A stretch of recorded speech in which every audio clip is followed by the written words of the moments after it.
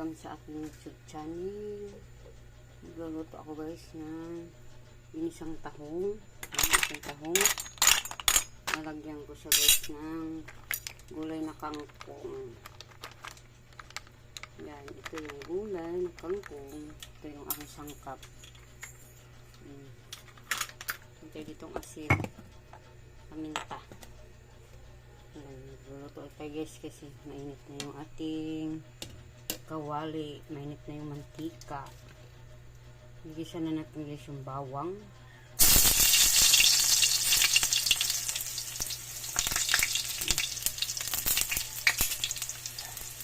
Mix natin yung sibuyas.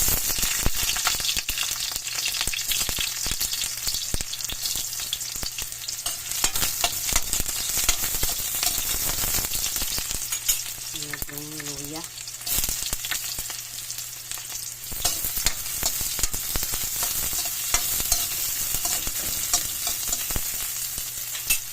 Ang kamates.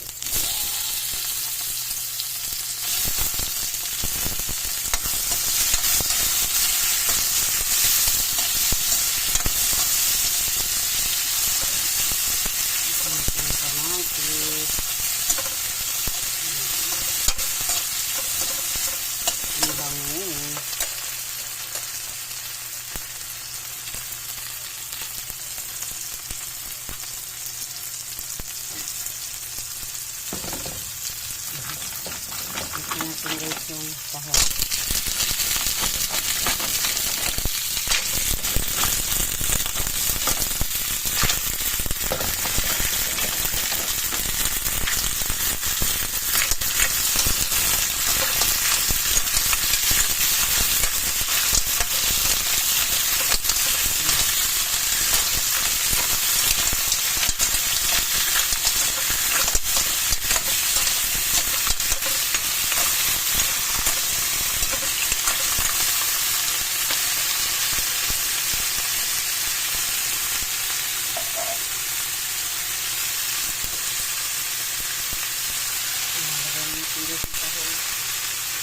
Lagyan natin siya ng sabaw.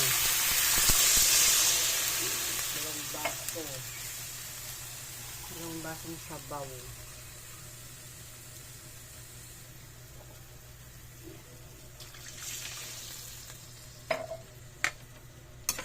Sabaw na siya.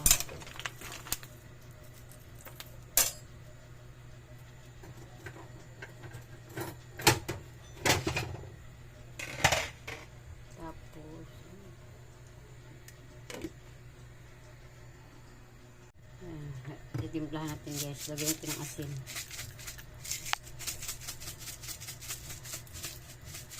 Asin. Tapos paminta.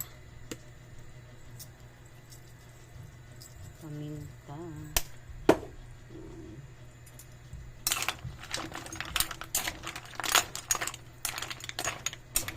Ating asin lang guys kasi ating susunig maalat na rin.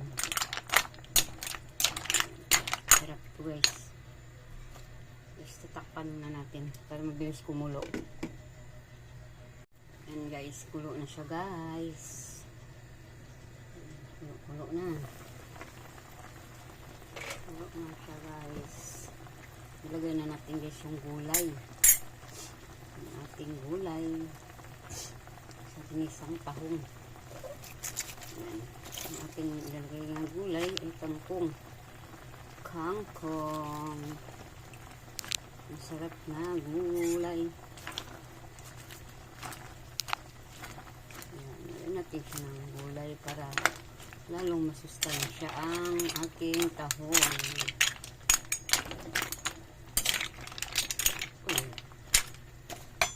Masarap ang gulay sa ginisang tahong. Ayan, subukan nyo rin ito guys. Kahit anong gulay, pwede rito sa ginisang tahong. Ayan.